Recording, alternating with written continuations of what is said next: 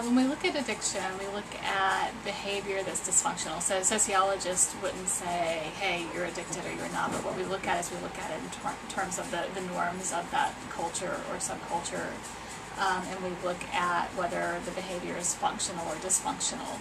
And so if something's getting to the level that it's interfering with family life, social life, employment, then we might attach that label of addiction, but really it comes down to deviance and dysfunction. And it is a changing target. What's functional today may be dysfunctional tomorrow, and vice versa. What was dysfunctional 5 years ago might be considered perfectly normative now. So we have to keep that in mind, the social context.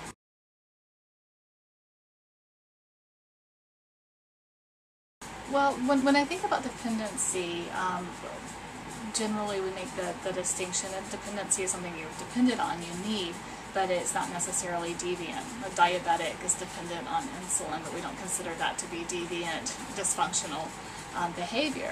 When you're thinking about technology, you can think about, I think we're all very dependent, or most of us very dependent on technology.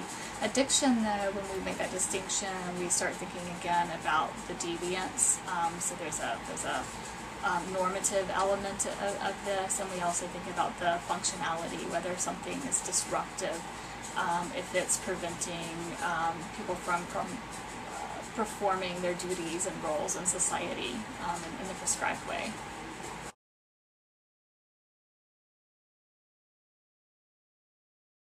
There's been a good bit of research, there's neuropsychology, for instance, where they'll do functional MRIs and they'll show people thinking about shopping or thinking about sex or thinking about the internet, these type of things, and they light up the same brain centers as you might get if you took a hit of alcohol or cocaine or something, for people who have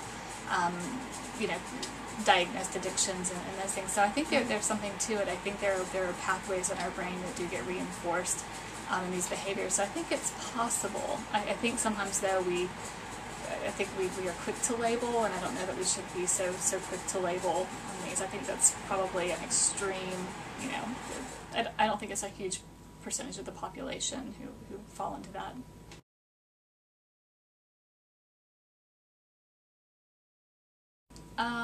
Along the same lines, I think what we call internet addiction, I think sometimes we mean dependency. Our lives are kind of structured around this. I know that my students, if they want to see my class slides, they have to go on the internet. If I want to get paid, I have to go on the internet and do what I'm supposed to do. If we want information, we have to go on the internet. So I think a lot of it's just dependency. It's such a so ingrained in what we do every day. That said, I think some people can sit there and play Second Life at the expense of their first life, of their real life. And in that case, perhaps we are talking about addictive behaviors, or at least behaviors that are skirting what's considered normative.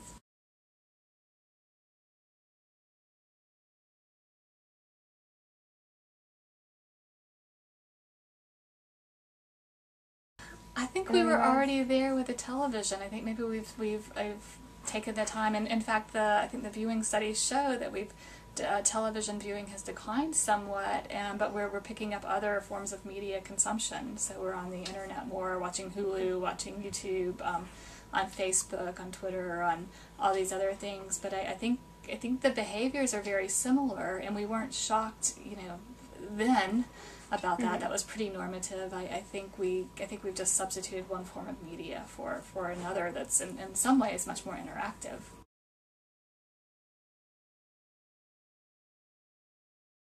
I think that the habitual consumption is probably right for about 99% of the cases.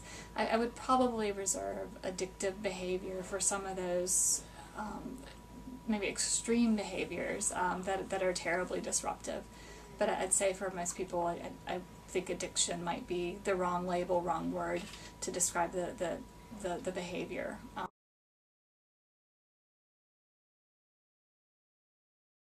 Yeah, there have been studies, and we can thank once again our neuropsychologist colleagues for this, but they've shown that there might even be some genetic predisposition and genes involved in this, but we know that there's a gene for alcoholism, and it doesn't mean that everyone with the gene becomes an alcoholic, but there's something about, you know, the addictive personality, and there's some, you know, there is some pretty good solid evidence for that. So I think it's possible that you could go between a substance you consume and other behaviors that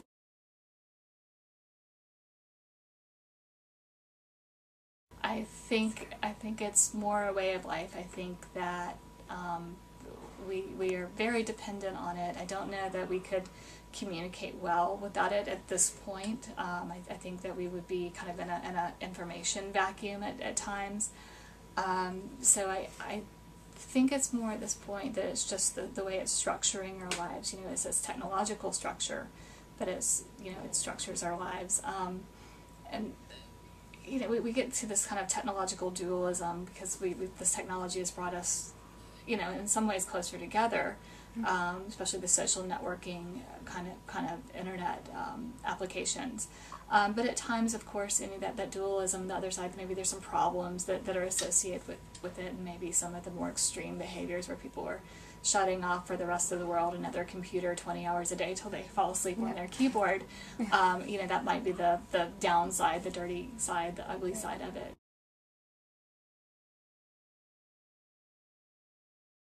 I think we would have temporary. I don't know if it would be chaos, but it, you know, our banking depends on this, our education systems, our major media are dependent on internet. I think we might have a little chaotic time when, you know, if it were severed. If you look at what happened in Egypt recently, and Libya and other countries, one of the ways that they were trying to quell the rebellions is by cutting off the internet. Like, how can you disrupt this? How can you you know, stop this? How can you disable the people, if you will, and disable democracy is cutting off their internet. So I mean, I think there could be some, I think it would be very uncomfortable. People would figure out other pathways of communication, and but I think short term it would be, there would be like a information void. And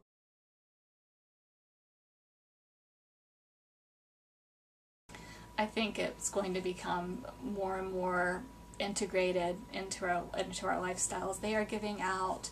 I was reading in the Post and Courier last week. Our public schools, they're giving, and you know, as a pilot program, giving kindergartners iPads. Yeah, I saw that. Yeah, and I think we might not be as concerned about it in years to come, because especially for the younger generations, you know, like these kindergartners who have iPads, they're going to have grown up with it, and it's not something new and novel and something to be feared.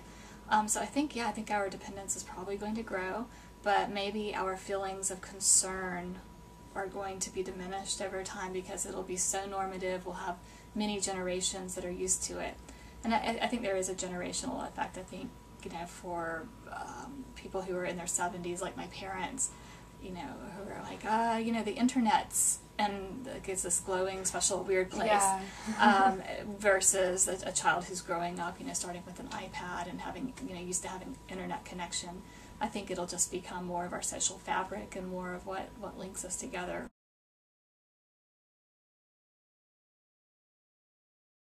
I think we have to be conscious of it as a society, that in addition to having these great ways of communicating technologically and through the internet, that we need to be able to recognize when there are problem behaviors, when we're too reliant, and take effort. And it does take effort to go out and actually meet in person, and reinforce actual social ties and those social skills that you were just talking about.